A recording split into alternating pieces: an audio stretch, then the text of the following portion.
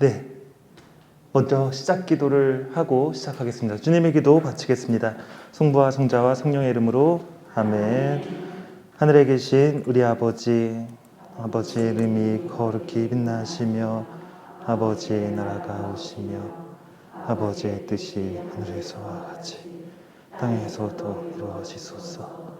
오늘 저희에게 일용할 양식을 주시고 저희에게 잘못한 일을 저희가 용서하오니 저희 죄를 용서하시고 저희를 유혹에 빠지지 않게 하시고 악에서 구하소서.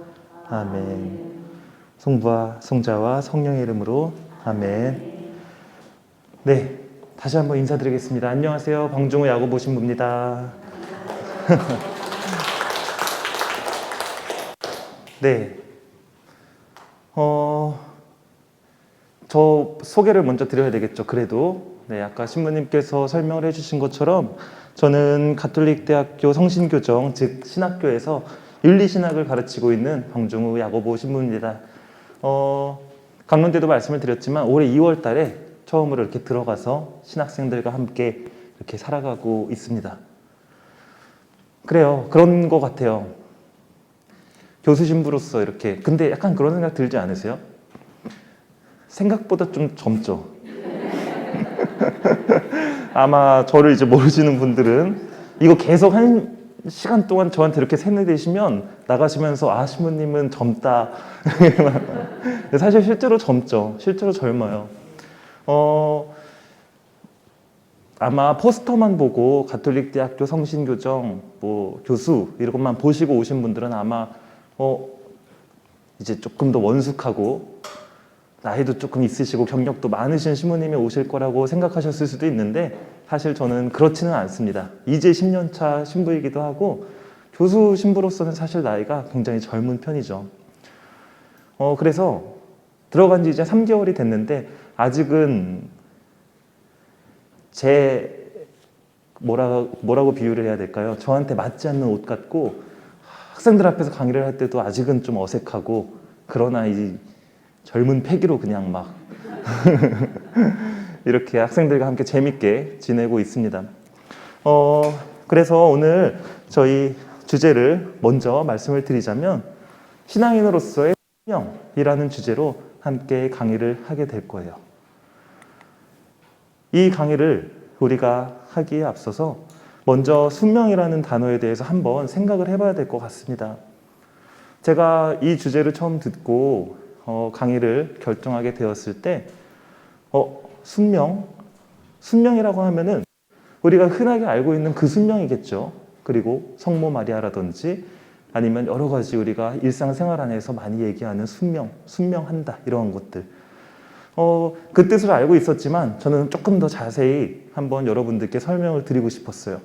순명이란 걸 우리가 더 정확하게 알려면 도대체 어떤 의미로 우리가 한자를 쓸 수 있을까라고 한다면 이 순자는 일단은 순하다 순자라고 하더라고요.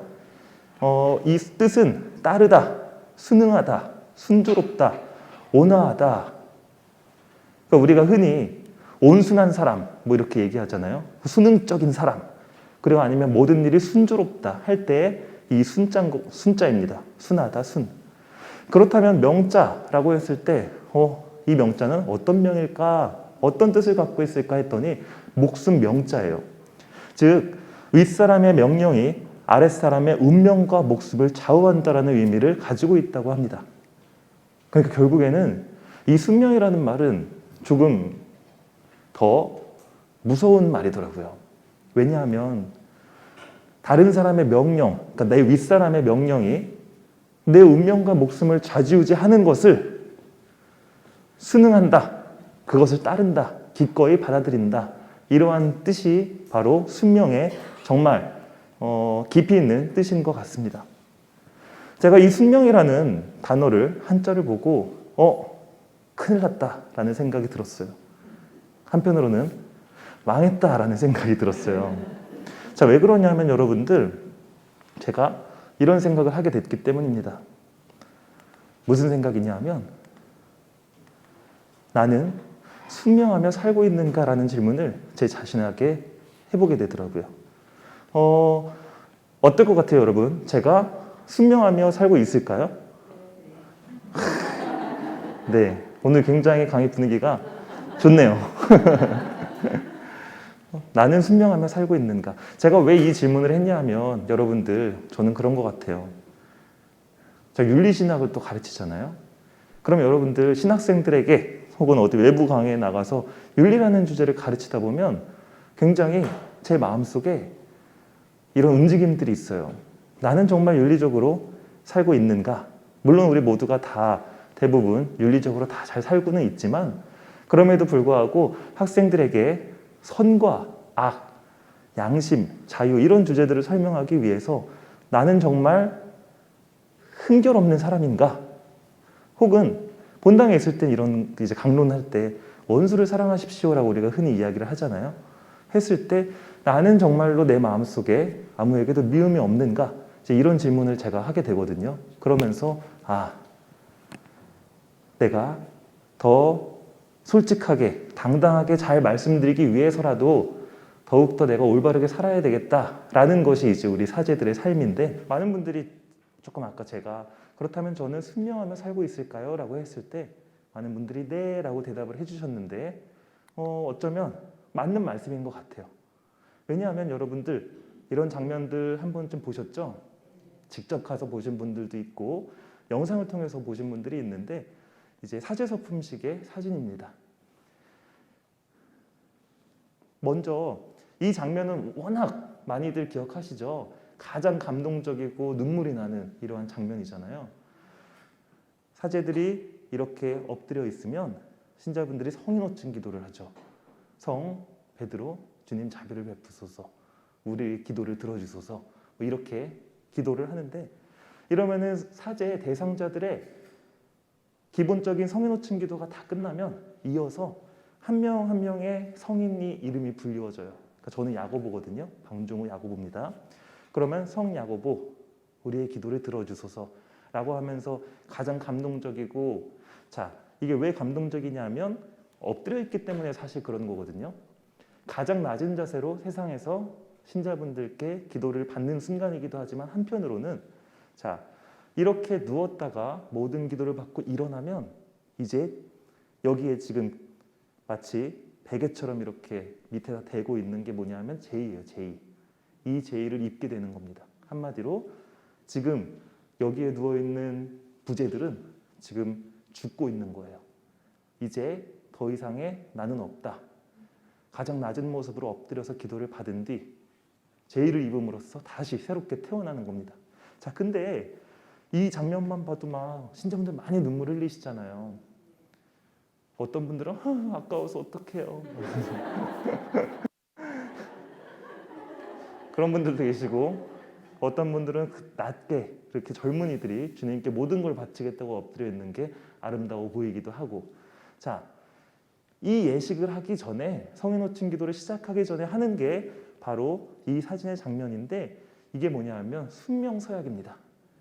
순명서약을 할 때 우리 추기경님은 혹은 교구장님은 이러한 질문을 아직 사제가 되지 않은 부제 옷을 입고 있는 대상자에게 질문을 이렇게 해요. 그대는 나와 나의 후임자에게 존경과 순명을 서약합니까? 라고 하면 우리는 한 명 한 명 모두가 예, 서약합니다 라고 대답을 합니다. 자, 예, 서약합니다. 이게 바로 순명서약이 맺어지고 만약 여기서 누군가가 잠시만요. 저는 조금 못하겠는데요 라고 하면 이제 이거 못하고 나가야 되겠죠. 그러나 우리는 전부 다 성실하게 훈련을 받아왔고 자유롭게 그 의지를 다 선택을 했고 이미 이제 마음을 결심한 사람들이라서 당연히 우리는 모두 다 예 서약합니다 라고 합니다. 저도 당연히 여기에서 예 서약합니다 했고 그렇게 사제가 됐고 많은 분들이 신부님은 순명하면서 살고 계신 것 같아요 라고 했을 때 외적으로는 사실 순명하면서 살고 있죠. 만약에 제가 순명을 하지 않았다면 유학도 가지 않았을 거예요. 그 유학을 가고 싶어서 간 게 아니라 교구에서 발령을 받아서 이렇게 가잖아요. 너 가서 공부해와. 저는 사실 전공도 윤리신학이 아니에요. 석사를 교리신학으로 받았는데 이제 전화가 와가지고 너 윤리신학으로 석사 다시 하고 박사까지 받아와 라고 해서 윤리신학을 전공하고 온 케이스거든요. 공부를 좋아하는 사람이 아니에요.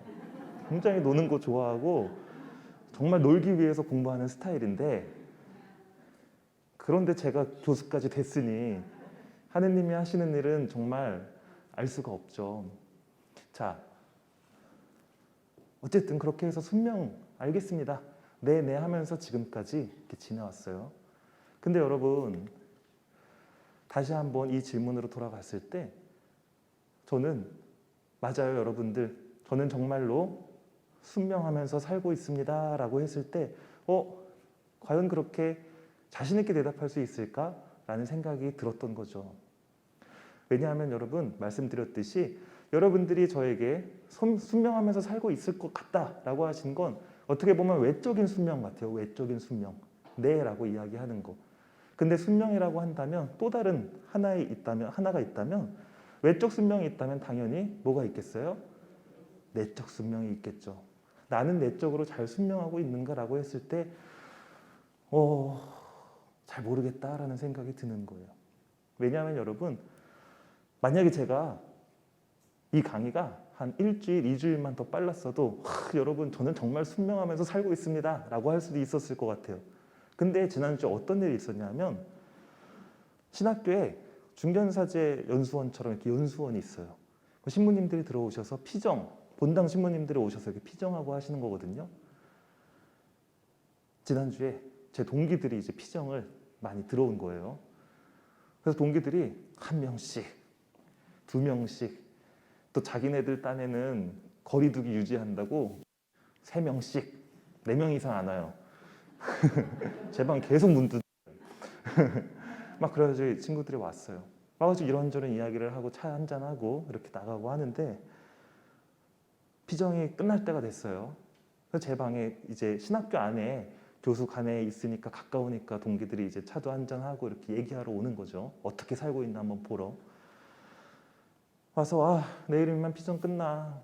나 이제 본당으로 돌아가야 라고 하는데 너무 그 신부님들이, 동기들이 부러운 거예요. 네.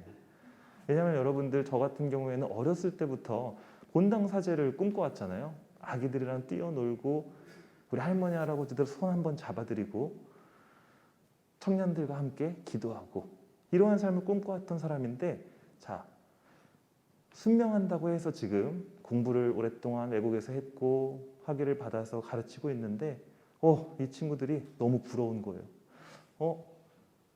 너희들 가면 이제 어린이 미사도 하겠구나. 어른들도 만나겠구나. 신자들과 함께 미사도 하겠구나. 이런 생각을 하니까 너무 부럽고 좋겠다라는 생각이 드는 거죠. 근데 여러분, 제가 신학교가 싫다는 건 아니에요. 거기서도 학생들 너무 예쁘고 뭐 여러 가지 할 일도 많고 보람 있게 살고 있는데, 그래도 마음 한켠에는 이제 그럴 수 있잖아요. 부러움, 그런 게 있는 거예요. 그러다 보니까 제가 이제 그러고 나서 이 경험을 하고 나서 이 질문을 스스로에게 던지니까 이제 정말로 내가 순명하고 있는 게 맞나? 라는 생각이 드는 거죠. 자, 이 질문을 조금 바꿔보면 이렇게 할 수 있을 것 같아요. 나는 정말로 순명하며 살고 있는가? 아니면 이렇게도 바꿔볼 수 있을 것 같아요. 나는 순명하고 있기는 하지만 기꺼이 순명하며 살고 있는가? 아마 여러분들도 지금 짧은 시간 동안 스스로에게 한번 이 질문을 던져보셨으면 좋겠어요. 나는 정말로 순명하며 살고 있나? 나는 기꺼이 순명하며 살고 있나? 자, 그래가지고 제가 고민에 빠진 거예요. 망했다. 당장 다음 주에 강의를 해야 되는데 전화해서 못하겠습니다. 다른 좋은 신부님을 제가 오히려 추천해드리겠습니다. 그냥 이런 거 딱 던지기만 해도 확 말 잘하시는 이런 분들도 많거든요. 이렇게 해야 되겠다라고 생각을 했는데 그래도 약속한 건데 이걸 제가 어길 수는 없잖아요. 그래도 그래, 어떻게든 한번 준비를 해보자. 근데 혼자 준비를 못 하겠는 거예요, 여러분들. 그래가지고 제가 제 친구들한테 연락을 했어요.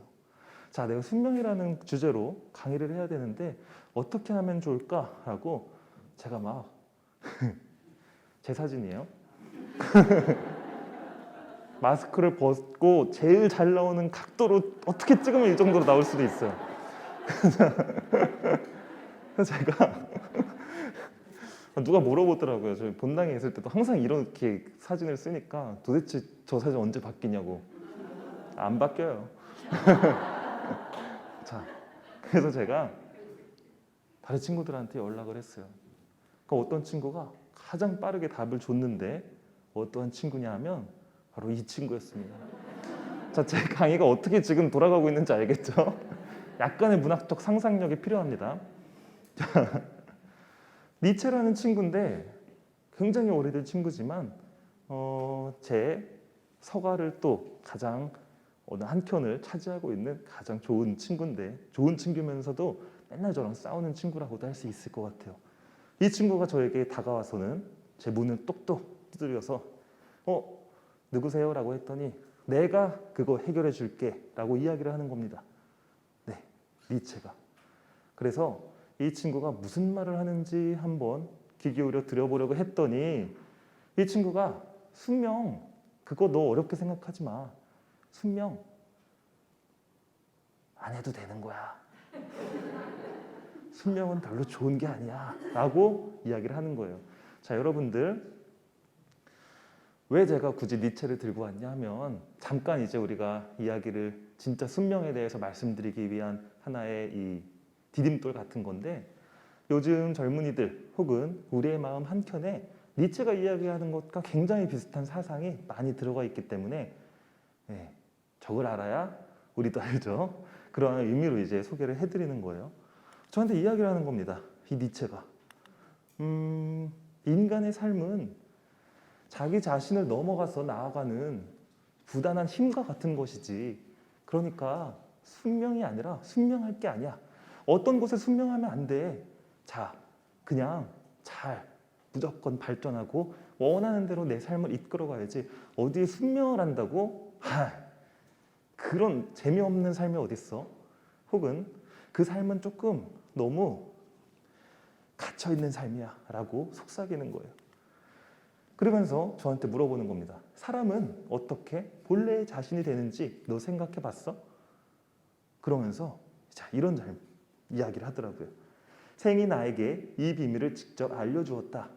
보라, 나 끊임없이 자신을 극복해야 하는 존재였다.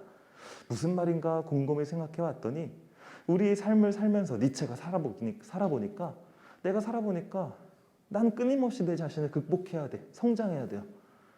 자, 그렇다면 어디에 숙명할 것이 아니라 내가 원하는 대로 나를 이끌어갈 필요가 있다라고 이야기하는 겁니다.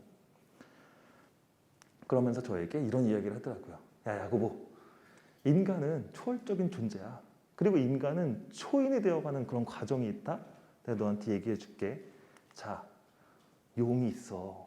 이 용은 어떤 존재냐면 무엇을 해야 한다라고 강요하는 존재예요.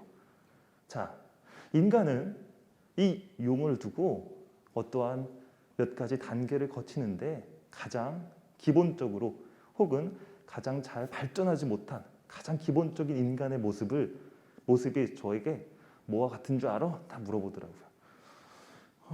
그냥 모르겠다. 뭔데? 라고 이야기를 했더니 낙타래요, 낙타. 낙타와 같은 모습을 하고 있는 인간이 있대요. 자, 이 낙타를 잘 생각해 보면 가장 무거운 것을 견디는 태도를 가지고 있습니다. 그리고 이 무엇을 해야 한다라는 이 용에게 지배를 당해요. 그러니까 하라면 하는 거죠, 한마디로.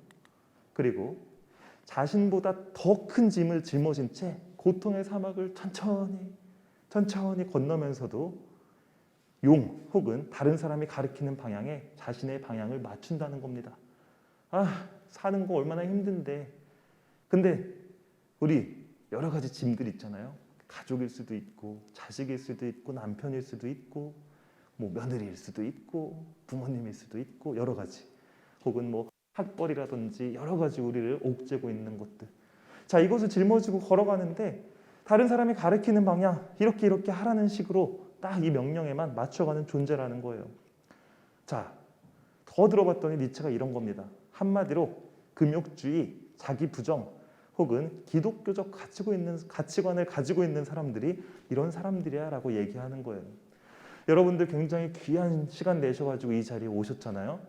이것도 심지어 10,000원씩이나 내시고 미사도 하시고, 만약에 제 친구 니체가 여기에 와가지고 탁 섰다면 오우 낙타가 왜 이렇게 많아 라고 할지도 몰라요. 왜냐하면 사실 우리 그리스도교인들은 무엇을 해야 한다. 우리 당장 10계명만 봐도 그렇잖아요. 네. 무엇을 해야 한다 혹은 하지 말라 라고 이야기하는, 자, 이러한 계명에 맞춰가는 사람들이기 때문에 어휴 이 낙타 이렇게 얘기할 수도 있을 것 같아요. 그래서 니체가 이야기하는 거예요. 그래도 희망은 있어. 낙타에서 한 발짝 더 나아가게 되면 어떤 삶을 살아가게 되냐 하면 사자와 같은 삶을 살아가게 된다는 거예요. 자, 이 사자는 뭐냐 하면 기존의 가치를 부정하는 힘입니다. 한마디로 무엇을 해야 한다라고 했을 때 거기에 의문을 품고 적극적으로 반항하는 사람이에요. 여러분들 사춘기 자녀들을 이렇게 키워보신 분들은 아실 거예요. 전부 다 그냥 다 맹수 같은 사자들이죠. 내가 왜? 방 좀 치워. 이따가 할게. 나중에 내가 알아서 할게. 이런 식으로 이야기를 하잖아요. 어쩌면 그런 친구들의 특성이 이런 사자의 특징인 것 같아요. 근데 안타깝게도 반항만 합니다. 반항만 할 뿐이라서 용이 사라진 세상에선 별다른 역할을 하지 못해요. 그러니까 뭐뭐 해야 한다라고 해서 거기에 의문을 가지고 저항은 하지만 정작 그러한 임무들이 사라지면 이제 내가 뭘 해야 되지? 어떻게 해야 되지? 라고 이제 혼란스러워하는 그러한 존재일 수 있겠죠. 자, 그렇다면 정말 올바른 여기서 더 나아간 초인은 어떠한 모습일까?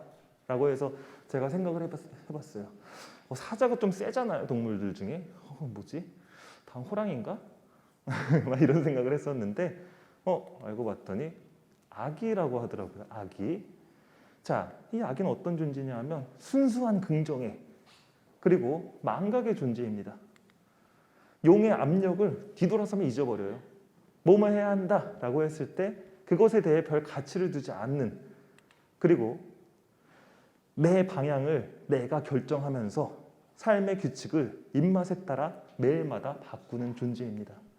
한마디로 무엇을 해야 한다 혹은 무엇을 하지 말아야 한다라는 가르침에 있어서 본인은 별로 이렇게 신경을 쓰지 않고 내 방향을 내가 주체적으로 결정하는 이러한 인물이라는 거예요.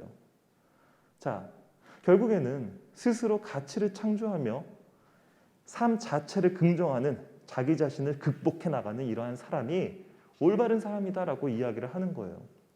자, 그러면서 그렇다면 낙타와 같은 순명하는 삶은 오히려 인간을 옥죄고 가로막는 이러한 삶을 사는 것이니 굳이 순명할 필요가 있을까라고 이야기를 하는 겁니다. 니체가 저한테. 그래서 제가 질문을 했어요. 근데 니체야, 나는 잘 이해하지 못하겠어. 왜냐하면 우리는 때로 어떤 자리를 가더라도 나침반이 필요하고 지도가 필요하거든. 그러한 것들이 있어야 빠른 시간에 우리가 잘 갈 수 있는 건데, 너가 이야기하면 내가 주체적으로 자유롭게 움직일 수 있다고 하더라도 오히려 너무 많은 에너지가 들 것 같고 힘이 들 것 같은데 라고 이야기를 했거든요.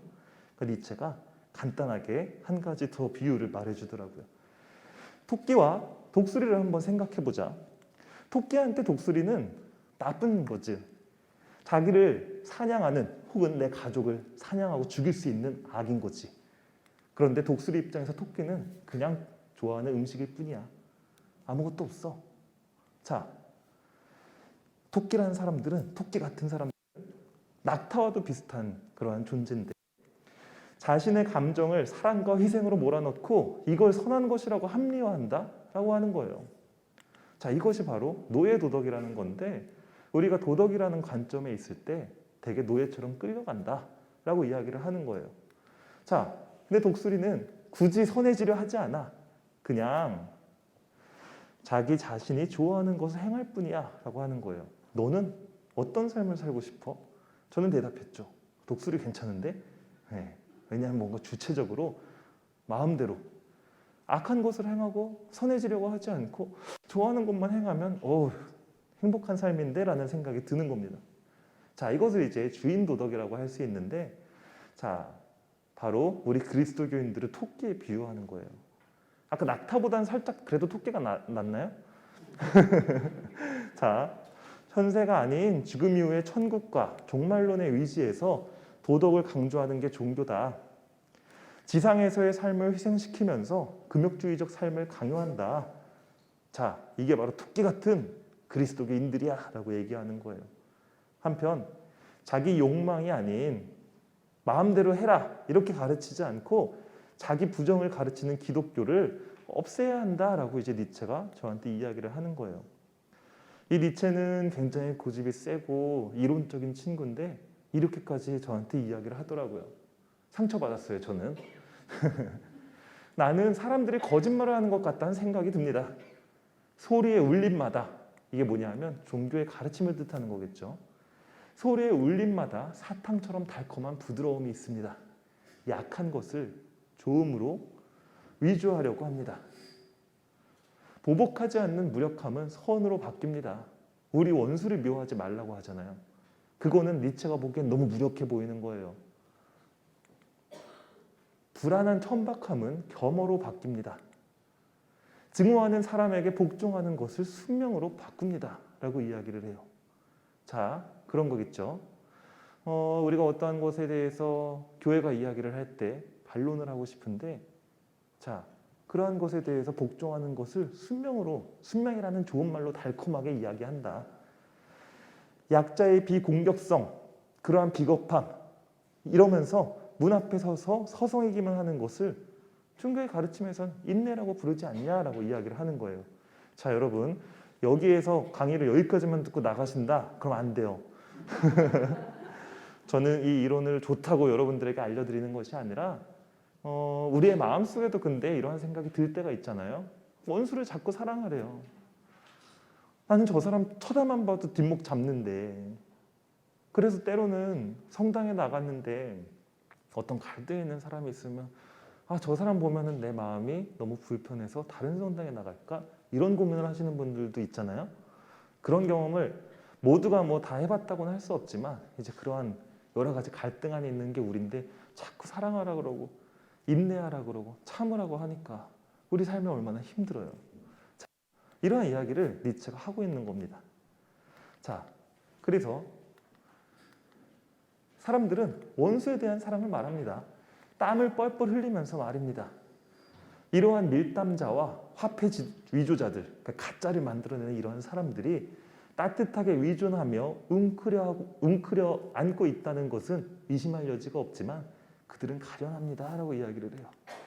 그들은 자신의 가련함이 신에 의해 선택받은 영예와도 같은 것이라고 나에게 말합니다 라고 니체가 저한테 이야기를 하더라고요. 굉장히 설득력이 있더라고요.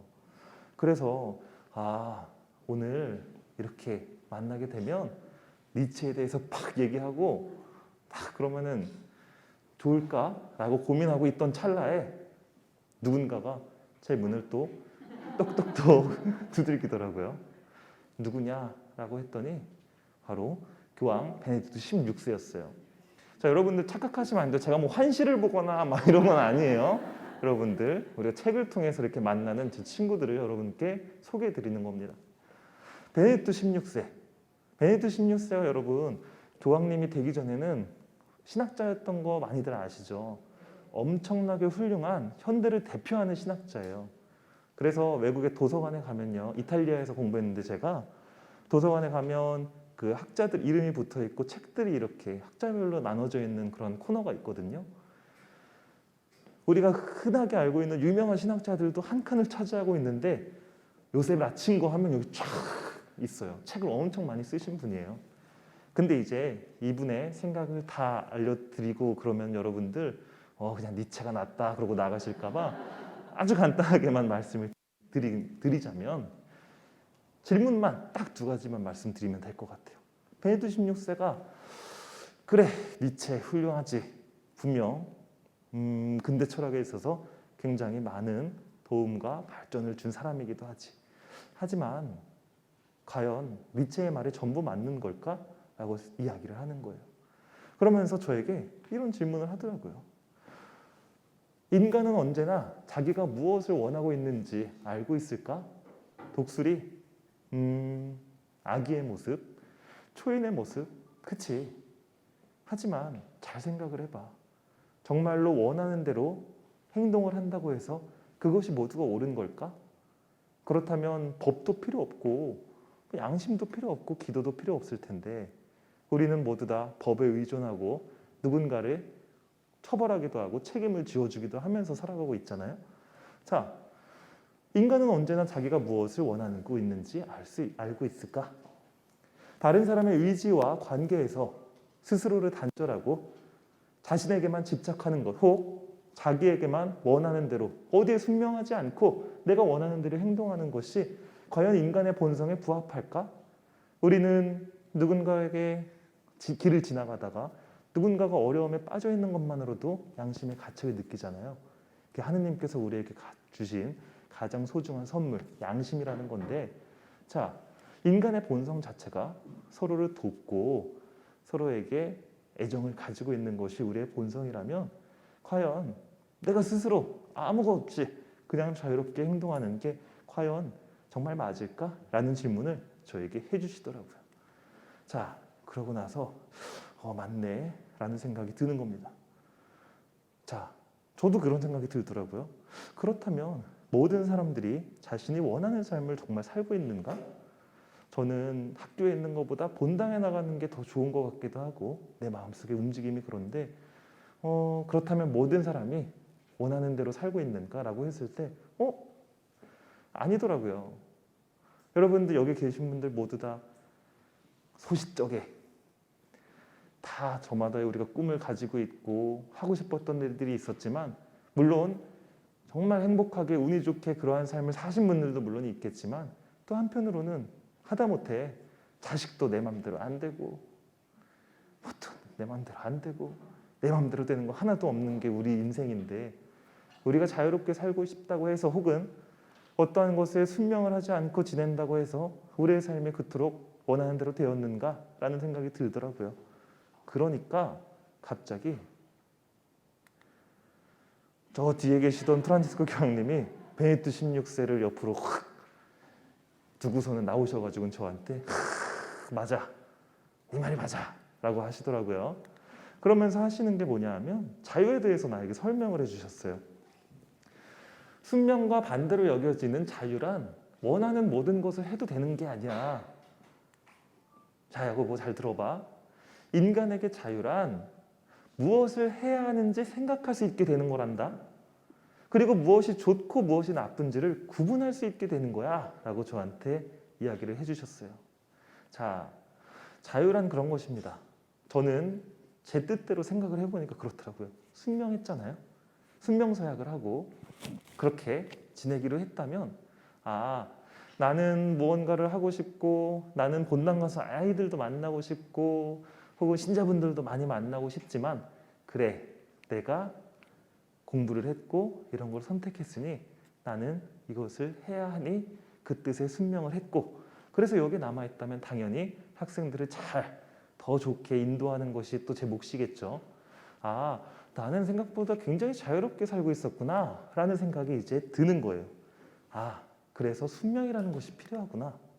즉 자유는 현세의 유혹에서 벗어나서 항상 선을 선택하는 것을 의미한다 라고 교황님이 저한테 속삭여 주셨어요. 이제 어느 정도 의문이 풀렸더라고요. 그래서 이제 자야 되겠다 라고 생각을 하고 있는데 갑자기 전화가 왔어요. 새벽 1시에. 그래서 이 전화를 딱 보니까 마리아한테 전화가 왔더라고요. 마리아? 누구지? 누군가 마리아 누구지? 딱 전화를 받았어요. 전화를 받았더니 여보세요? 졸린 눈을 비벼가면서 니체도 만났고 교황님 만났지만 얼마나 피곤했겠어요 제가. 여보세요라고 했더니 가만히 조용히 있는 거야. 아무 얘기를 하지 않아. 누구세요? 라고 했더니 이 전화를 한 사람이 네 애미다. 딱 그러시는. 이상하다. 우리 어머니는 레지나인데 마리아가 아닌데 하고 곰곰이 생각해 봤더니 성모 마리아가 저에게 전화를 하셨더라고요. 여러분들 거듭 강조드리지만 착각하지 마세요. 제가 무슨 환시를 보거나 이런 건 아니에요. 성모님께서 저에게 이렇게 전화를 하셔가지고 야고보야, 너가 순명에 대해서 고민하고 있다고 해서 내가 어떠한 모범을 보여주려고 왔어 말씀을 하시더라고요. 자, 학자들의 이론도 중요하고 철학자의 이론도 중요하지만 우리 그리스도교인들에게 중요한 건 삶의 모범 그리고 그것을 실천하는 거란다라고 말씀을 하시는 거예요.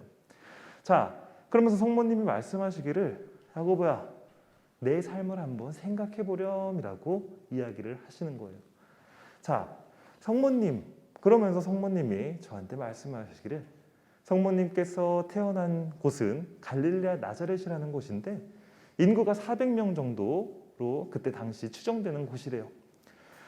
나이를 우리가 언제 예수님을 낳았을지 언제 결혼을 했을지 사실 알려진 정보가 있지는 않아요. 하지만 그때 당시에 이제 이스라엘 사람들의 문화를 고려했을 때 12살에 결혼해서 13살에 예수를 낳았을 것으로 추정이 됩니다. 생각보다 너무 어리죠.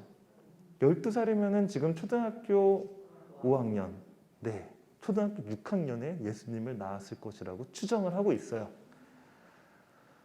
요셉과 결혼 약속을 한 시점, 결혼을 한 것도 아니고 결혼 약속을 했을 때 천사의 예고를 받아들이고 하느님께 순명함으로써 예수님을 잉태하게 되는 겁니다.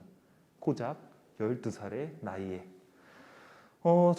전화로 이렇게 저한테 이 말씀을 하시면서 그때 좋았는데 말씀하시더라고요. 그러면서 잠깐 목소리가 떨리더라고요. 왜 그러지? 라고 했더니 성경 구절을 저한테 말씀해 주시는 거예요. 자, 천사가 나타나서 마리아의 집으로 들어가서 이야기를 합니다. 루카복음 1장 26절에서 31절 사이에서 은총이 가득한 이여 기뻐하여라 주님께서 너와 함께 계시다. 이 말에 마리아는 몹시 놀랐다. 그리고 이 인사말이 무슨 뜻인가 하고 곰곰이 생각하였다라고 이제 성경 구절이 이야기하고 있죠. 자, 여기에서 천사가 이야기합니다. 너는 하느님의 총애를 받았다. 너는 잉태하여 아들을 낳을 터이니 그 이름을 예수라 하여라. 자, 근데 인사말이 무슨 뜻인가 하고 곰곰이 생각했다는 거예요. 이것은 우리가 성경 구절에서 딱 한 구절로 지나가는 이야기지만 이 곰곰이 생각하는 동안 정말 우리 인간의 운명이 바뀌게 되는 겁니다. 여기에 순명함으로써. 자, 근데 뭘 곰곰이 생각했냐? 신부님, 저는요 천사가 저한테 나타나잖아요. 제가 하느님한테 선택을 받았다고 하잖아요. 그러면 그럼 당연히 오케이죠. 왜냐하면 나는 하느님을 믿는 사람이고 하느님을 너무 사랑하는데 이렇게 저에게 와서 어떠한 뭐 이렇게 과제를 준다면 당연히 해야죠 라고 생각하는 분들도 물론 계실 거예요. 하지만 당시 마리아의 상황은 조금은 달랐을 수도 있어요. 왜냐하면 이때는 약혼만 해도 요셉과 결혼 약속을 한 상태라고 했는데 약혼만 해도 부부로 간주하던 시절입니다.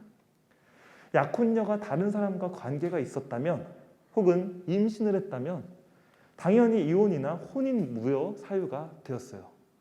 자, 문제는 처녀가 임신한 경우 돌로 쳐 죽이는 형까지도 가능했던 게 바로 이 시대입니다. 근데 여러분 아까 말씀을 드렸잖아요. 고향 나자렛이라는 곳은 인구가 400명밖에 되지 않았어요. 12살의 어린 처녀가 임신을 했다? 삽시간에 소문이 퍼져나갈 수 있었겠죠. 그리고 요셉이 만약에 나를 지켜주지 않으면 어떡하지? 이게 가능한가? 그리고 정말로 이게 가능한 일인가? 계속해서 어린 마리아가 곰곰이 생각했습니다. 자, 성령께서 너에게 내려오시고 지극히 높으신 분이 힘이 너를 덮을 것이다 라고 이야기를 하고, 자, 질문을 하는 마리아에게 이렇게 대답을 함으로써 불가능한 일이 없다라고 이야기를 하시고자 마리아가 대답하는 겁니다. 오십시오. 저는 주님의 종입니다. 말씀하신 대로 저에게 이루어지기를 바랍니다. 그러자 천사는 마리아에게서 떠나갔다. 자, 이게 바로 마리아가 순명을 하는 장면인데, 자, 한번 그렇다면 우리가 너무나도 존경하고 항상 기도하고 위탁하는, 그리고 우리에게 전구를 항상 청하는 마리아의 삶을 간단하게 보자면, 결혼할 당시 요셉의 나이는 30대로 추정이 됩니다. 그리고 역시 이때 당시에 유대인들의 평균 연령을 보면 약 45세의 요셉이 죽었을 것이고, 그 시기는 예수님의 공생활 전일 것이라고 우리는 추정하고 있습니다. 남편이 이제 예수님의 공생활 전에 사망을 한 거죠. 아들은 33살이 되는데 자기가 보고 있는 가운데 십자가에서 못 박혀 숨을 거둡니다. 자, 아들이 메시아임을 알고 있었으며 세상의 구원자가 될 것임을 알고 있었기에 그럼에도 불구하고 기꺼이 자신의 모든 것을 봉헌합니다. 우리에게는 절대로 일어나지 않기를 바라는 그러한 삶이잖아요. 남편도 건강하게 오래오래 살아야 하고, 자녀들 당연히 우리가 자녀의 죽음은 상상할 수도 없는 일이고, 이러한 것들을 모두 다 껴안고 사셨던 분이에요. 그래서 하지만 이 새로운 하와라고 우리가 표현을 하는데, 자, 예전에 하와, 정말로 선악과를 빼먹었던 그 하와가 이제는 성모 마리아, 교회에서는 새로운 하와, 새로운 이브라고 표현하기도 하는데, 자, 이 마리아의 순명으로 세상의 구원이 시작되게 된 겁니다. 한 사람의 순명이 이 세상을 구원으로 이끈 거죠. 물론 거기에 이제 예수님의 십자가, 예수님의 희생이라는 결정적인 이제 하느님의 아들로서의 그 역할이 있지만, 그럼에도 불구하고 성모 마리아가 이것을 받아들였음은 부인할 수 없는 사실인 것 같아요. 자, 우리가 삶을 살다 보면 그런 것 같습니다. 받아들일 수 없는 일들이 종종 일어나죠. 그리고 일어나지 않았으면 하는 일들이 일어나기도 합니다. 그렇다고 해서 그것에 대해서 우리가 그것을 바라고 청하고 그래야 된다는 건 아니에요. 하지만 성모 마리아의 이러한 순명을 통해서 우리의 구원이 시작되었음, 그것은 잘 기억할 필요가 있습니다. 자, 근데 너무 좋은 예만 보여드리면 여러분들 벌써부터 조금씩 막 지루해지려고 하시죠. 안 좋은 예도 보여드려야 될 것 같아요. 안 좋은 예는 뭐냐 하면 바로 아까 강론 때도 말씀을 드렸는데 베드로의 모습입니다. 자, 베드로는 전형적으로 순명하지 않는 이제 그러한 특징을 가지고 있었는데, 마태복음 16장 21절에서 26절까지의 이 모습만 봐도 그렇습니다. 이 복음 말씀을 읽어드리자면, 예수님께서 당신이 예루살렘에 가시어 많은 고난을 받고 죽임을 당하셨다가 사한날에 되살아나셔야 한다는 것을 제자들에게 밝히기 시작하십니다. 자, 이때 베드로가 뭐라고 이야기를 하냐 하면, 그러자 베드로가 예수님을 꼭 붙들고 반박하기 시작하였다. 맙소사 주님, 그런 일은 주님께 결코 일어나지 않을 것입니다. 자, 우리 기도할 때 그런 기도 저는 했었던 것 같아요. 주님, 그런 일이 저에게 있어서는 안 됩니다. 시험에서 떨어지는 일이 있어서는 안 됩니다. 박사학위, 여기에서 제가 까이는 일은 있어서는 안 됩니다. 주님 제발. 이제 이런 기도 여러분들도 아마 한 번쯤은 하셨을 수 있는데, 자, 그러자 예수님께서 베드로에게 뭐라고 대답하실까요? 사탄아, 내게서 물러가라. 너는 나에게 걸림돌이다. 너는 하느님의 일은 생각하지 않고 사람의 일만 생각하는구나 라고 이야기를 하세요. 자, 그리고 예수님께서 제자들에게 말씀하십니다. 이어서 누구든지 내 뒤를 따라오려면 자신을 버리고 제 십자가를 지고 나를 따라야 한다 라고 부탁을 이제 말씀을 하시는 거죠. 자, 이 모습을 보면서 저는 이런 생각이 들었어요. 순명이라는 것은 어쩌면 내가 확실히 잘 지키지 않고 있었을 수도 있겠구나라는 생각이 들더라고요. 하고 싶은 거를 찾고 원하는 것을 하고 싶었고 어떠한 사제로서 성장하고 싶었는지조차 제 머릿속엔 다 이미 들어가 있었던 거예요. 하느님이 정말로 원하시는 사제의 삶이 무엇인지 내가 잘 생각하지 못하고, 이러한 저의 스스로 보면서 조금 부끄럽더라고요. 아, 나는 하느님의 일을 생각하지 않고 사람의 일만 생각했구나 라는 생각이 들더라고요. 자, 그리고 이와 함께 누구든지 자신을 버리고 십자가를 지고 나를 따라야 한다는 예수님의 말씀이 더욱더 아프게 다가오더라고요. 그리고 한편으로는 그런 생각이 들었어요. 아, 나는 나에게 안 좋은 일이 일어났을 때 혹은 숙명해야 하는 일이 생겼을 때 왜 하느님께서는 자꾸 이러시지? 왜 나를 구속하시지? 왜 자꾸 나를 이렇게 사용하시려고 그러지? 라고 생각을 했었는데 그러면서 전 그런 생각도 들 때가 있는 거예요. 나는 희생 제물인가? 나는 이렇게 살아야 하는가? 하느님을 사랑한다고 고백하면서도 한편으로 이런 생각이 들었던 거예요. 안 좋은 일이 우리에게 생기면 그런 이제 생각들을 하게 되거든요. 하느님께서 왜 나에게 이런 생각이 아마 들었던 적이 계셨을 텐데, 아까 첫 슬라이드에 제가 써놨던 성경 구절이 저한테는 떠올랐습니다. 정녕 내가 바라는 것은 희생 제물이 아니라 신이다라는 이제 호세아서 6장 6절의 말씀이 떠올랐어요. 정녕 내가 바라는 것은 희생 제물이 아니라 신이다. 나는 때론 내가 희생 제물일 수도 있지 않을까? 하느님께서는 왜 나를 구속하실까? 라고 생각했는데, 그것은 하느님께서 우리에게 바라셔서 그러한 짐들을 주신 것이 아니라 그저 그 십자가는 우리 각자가 가지고 있는 인간 고유의 것이고, 원하는 것은 신이라고 한다면 예수님께서 우리의 십자가를 함께 짊어주시기를 청하는 마음. 순명이라는 게 그런 것 같습니다. 내가 하느님의 뜻에 모든 걸 받아들이고, 근데 여러분들 그렇잖아요. 어떻게 모든 걸 받아들입니까? 우리의 삶에서 일어나는 우리가 피하고 싶은 나쁜 것들이 우리에게 주어졌을 때 거기에서 모두가 아이고 하느님 순명합니다, 감사합니다 라고 할 수 있는 사람은 없어요. 그것은 절대 가능하지 않다고 저는 봅니다. 오히려 이 호세아서의 말씀처럼 하느님께서는 우리에게 순명을 바라시는데, 그것은 곧 모든 것을 감수하고 짊어지는 것이 아니라 그것을 우리가 어쩔 수 없이 짊어지게 되었을 때 하느님께 보여드리는 신의, 믿음. 주님, 저에게 지금 이런 일이 생겼습니다. 하느님께서 저와 함께 슬퍼하고 계실 것을 압니다. 그러니 이렇게 어려운 일이 주어졌을 때 저와 함께 걸어가 주십시오. 제 곁에 있어 주십시오. 저 너무 힘듭니다. 그렇게 했을 때 우리가 오히려 하느님의 사랑을 기억하게 되고, 그 안에서 하느님께서는 우리의 신의를 보시면서 그래, 너가 지금 너무 힘들겠구나. 우리가 함께 이 어려운 상황을 이겨나가자. 그랬을 때 우리는 영원한 생명으로 나아갈 수 있을 거야 라고 위로해 주신다는 겁니다. 이러한 생각을 제가 들면서 이제 거의 끝나가요. 제가 우리 신학생들한테 어떻게 교육시켰는지 아세요?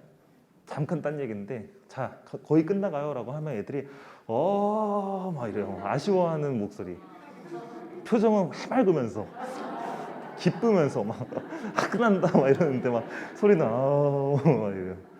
제가 다 훈련을 시켜놨어요. 자,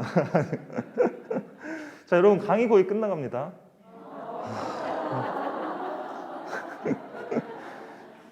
정말 훌륭한 학생들이에요. 다음에는 더 영혼을 담아주세요. 농담이고.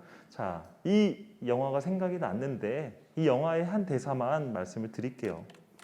이 영화는 어떤 영화냐면 한 가족이 정말 둥근 가족이에요. 다 여러 가지 사연을 가지고 있고 모일 수가 없는 가족들인데, 이 가족들이 막내 딸의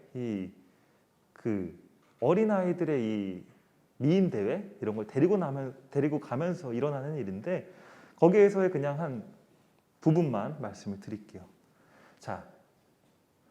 이 집에서의 첫째 아들인데, 이 아들은 전형적인 중2병 환자예요. 네. 파일럿이 되고 싶습니다. 파일럿. 비행기 조종사가 되고 싶은데, 비행기 조종사가 될 때까지, 그리고 어른이 될 때까지 나는 아무 말도 하지 않겠다, 무건수행을 하겠다라고 해가지고 혼자 계속 체력 훈련만 하고 방에서 나오지도 않아요. 근데 이렇게 가는 와중에 어떤 일이 벌어지냐 하면, 본인이 생명이라는 것을 깨닫게 됩니다. 몰랐던 거예요. 생명이라는 건 사실 모르잖아요, 우리가. 누군가가 정말 어떤 계기가 되어야지만 알지. 그래서 본인이 파일럿이 될 수 없다는 일에 굉장히 크게 상심을 해요. 그래서 막 혼자서 막 머리도 찢고 막 그 좌절감에 심하게 빠집니다. 자, 그리고 여기에는 삼촌이 있는데 이 삼촌은 손목도 긋고 사랑에 실패를 해서 굉장히 힘들게 사는 우울증 환자예요. 자, 이렇게 이 둘이 만나서 이제는 본인이 생명이라는 것을 깨달았잖아요. 그러니까 이제 입을 열기 시작해요. 이 소년이 이 삼촌에게 본인의 힘든 것을 토로하면서 이런 이야기를 합니다. 삼촌, 저는 그냥 18살이 될 때까지 잠만 잤으면 해요. 고등학교고 뭐고 다 지나갈 때까지.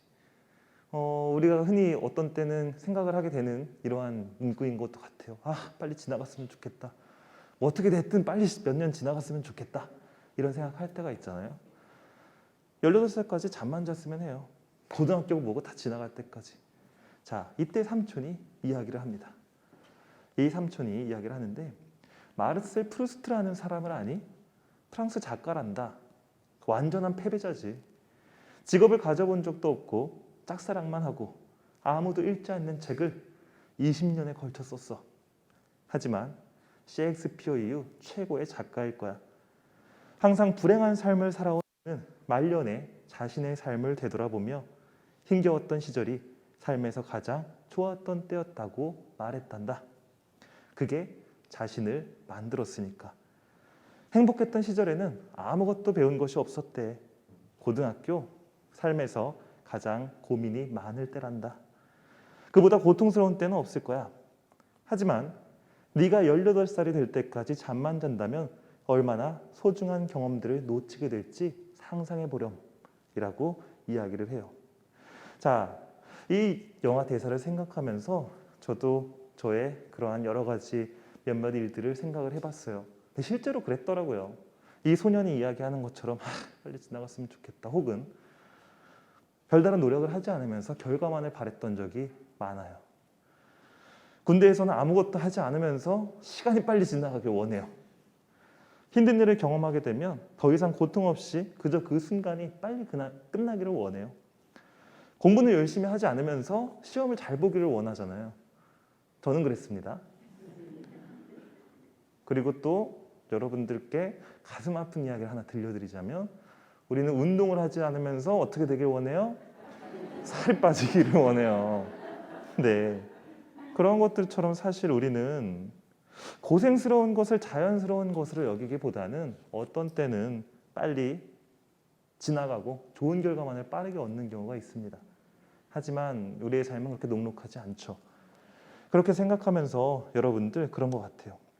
예수님, 자, 안 좋은 사례로 베드로의 사례를 들려드렸는데 예수님의 순환과 고통이 있었을 때 부활이 있었고 승천이 있었듯이 우리의 삶에 일어나는 여러 가지 어려운 일들이라든지 가끔 일어나는 그러한 갈등들 이러한 것들을 우리가 잘 극복하고 하느님께 신의를 보였을 때 한마디로 순명을 했을 때 그리고 성모님의 모습과 같이 그것에 대해서 하느님에 대한 명확한 신앙으로 그것을 가지고 하루 한 발짝 한 발짝 걸어 나갈 때 그때 우리가 진정으로 성숙한 신앙인이 되는 거구나. 그리고 그렇게 하느님과 가까워지는구나 라는 생각이 들더라고요. 아마 그런 것 같아요. 교수로서의 저의 삶이 앞으로 어떻게 얼마나 계속될지는 모르겠지만 여러 가지 어려움들이 있겠죠. 그리고 지금은 또 첫 해라서 너무나도 바쁘게 지내고 있는데 여전히 바쁘게 하겠지만 어떤 때는 매너리즘에 빠질 수도 있고 어떤 때는 평온하고 다이나믹하지 않은 그러한 삶들 속에서 내가 그냥 그래 그냥 하는 대로 되겠지 하면서 살게 될 수도 그런 때도 있을 것 같아요. 그런 위기가 올 것 같아요. 하지만 그럴 때 여러분들과 만났던 지금 이 순간을 기억해야 되겠다라는 생각이 이제 강의 준비를 마치면서 들더라고요. 순명이라는 것은 무언가를 그냥 받아들이는 것이 아니라 내가 어려울 때 하느님을 기억하면서 사랑을 실천하는 것, 앞으로 나아가고자 하는 것, 신의를 보이는 거구나. 하느님께서 원하는 것은 희생 제물이 아니구나. 그 안에서 당신을 찾길, 손을 내미시길 원하는구나. 니체는 나에게 나의 삶이 토끼 혹은 낙타와 같은 삶이라고 비난할지라도 비그리스도교인들이 우리 신앙인들에게 누군가 좀 미워해도 돼. 왜 그렇게 살아? 왜 그렇게 성당을 나가면서 왜 그렇게 바쁘게 살아? 라고 했을 때 그 모습이 낙타와 같이 보일지언정 토끼와 같이 보일지언정 그것이 바로 우리가 걸어가는 거에 있어서 가장 소중한 삶이구나. 왜냐하면 우리를 지켜주는 그야말로 거대한 용과 같은 하느님이 계시기 때문에 그래서 우리는 또 순명을 하면서 살아가고 신의를 보여드려야 되겠구나 라는 생각이 들었습니다.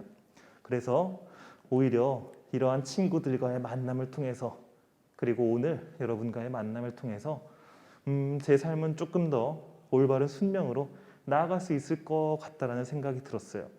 그래서 마지막으로 강의를 마치면서 여러분들께 감사하다는 말씀을 드리고 싶습니다. 네, 이 정도로 강의는 마치도록 하겠습니다.